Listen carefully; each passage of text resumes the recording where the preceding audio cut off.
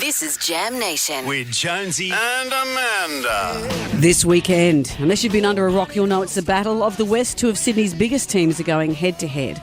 Now, the Parramatta Eels are chasing their first premiership in 36 years.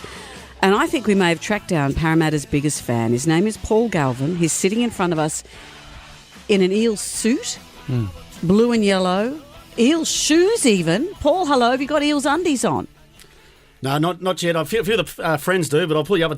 Don't say blue and yellow in front of the fans. They'll get a little bit upset. Blue and gold. Blue and gold, I do apologise. That's all right. We're very specific. She's a rooster, so you've got to understand that. How did your fandom come about? Where did it all start? Being a fan itself. Yeah. I was just a young little kid and just loved football. Mum brought out the photos the other day when I was 4 and stuff, and never wanted the toys or anything, just the football, the cricket bat. And just Parramatta were kind of semi-successful at the when I was around there in the late 70s. Were they your local team? No, I was born up on the Central Coast. I was born in Sydney but raised on the Central Coast and didn't move to Sydney till I was in year 8. But everyone had a team. Up the Central Coast, everyone kind of went for a Balmain or a Canterbury or a Parramatta. They were the teams that everyone went for. And there's a lot of rivalry, the old schoolyard, the old footy cards and the flicks and things like that. So it became like that. But I was one of the only ones that seemed to watch it every week, sit down and actually watch it as a young child, and it grew from there. I could so relate with you when that picture of you going viral, just breaking down when the guys ended up going into the grand final. That realisation that happened for me with the Sharks, and I remember when that time when they went into the and my daughter said to me, "You're crying," and I said, "The Sharks are in the grand final. It's going to happen." And it didn't even matter if at that point if they were going to win the grand final or not. Just that emotion. So I totally get what you were about. It was. It's been a whirlwind few days. It all built up. So I've got a lot of Roosters. Most of my friends are Roosters fans, and they always say to me, "Paul, we win prelims like you change underwear." They do it for a living. But for us, it's many years. It's 13 years since our last prelim win, and you think, oh, it's going to happen again. No worries, and then you think, oh no. Next thing you know, I've had 3 wooden spoons and. It's getting worse and worse, and think, how am I going to get out of here? I just want to, get on with it. I just want to win it, then get on with the rest of my life. But the other night, it got to me. It built, and because I've said to a few people, the game was in Townsville, which was it's unfortunate for Para fans because they didn't, they put up the flights. There was no accommodation a week before Para even made the game, and I just happened to. Go through the draw and do all the sums and that a few weeks earlier and try and do all the. I said to my wife, I've got to book this just in case we go to Townsville. I don't want to miss it, and just take the risk. And it ended up that way. Wow. And the emotion built up because my wife and my friends they come to me with every game, and the wife wasn't by my side, and we made it. And it was one of the biggest wins, and I lost it. Yeah. Wow. There's no. You don't have to justify it. I totally get that. I so get that. And in the darkest days where there were wooden spoons year after year, you still hung on. There's no question of not hanging on.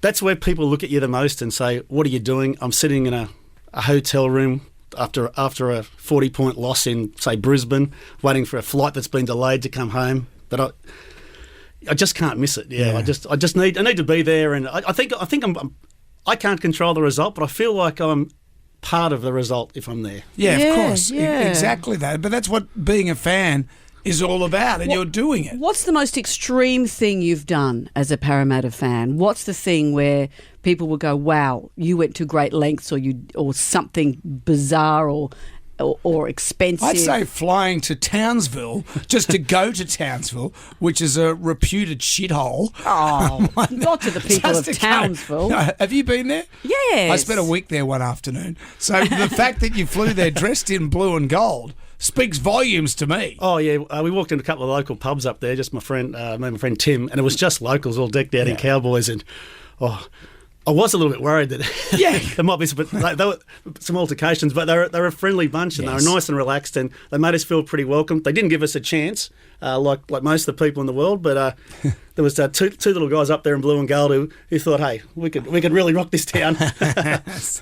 So, mate, your prediction for this weekend? Oh, gee, I wonder who you're going for.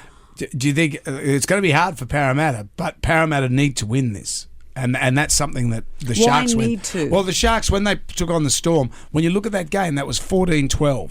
That's nuts against the Storm. You know, and there was another minute in that game. They wouldn't have won that. So that's what wins a grand final. So I believe Parramatta can do this. You would feel that? Well, yeah. When the Sharks won, then I knew I was the longest drought again. It's going to come down to some moments. It'll just be some moments. Hopefully, it's moments that we just think of 20 years later. And I just, as I've said to a lot of people this week, I never thought that a score on a scoreboard could change my life going forward. I'd probably just be a completely different person just to get that relief out of the way.